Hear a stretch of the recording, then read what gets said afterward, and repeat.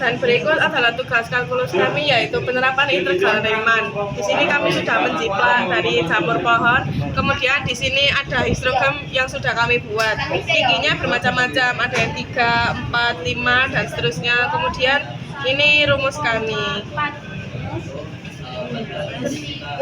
Di sini bentuk jamur kami bagi dua. Kemudian ini yang atas, ini yang bawah.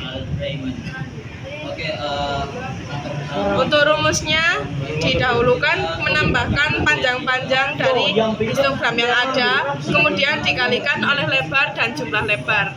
Jadi hasil yang kami dapatkan yaitu yang luas pertama 92,7 cm dan yang kedua yaitu 99 cm. Totalnya 191,7 cm kuadrat.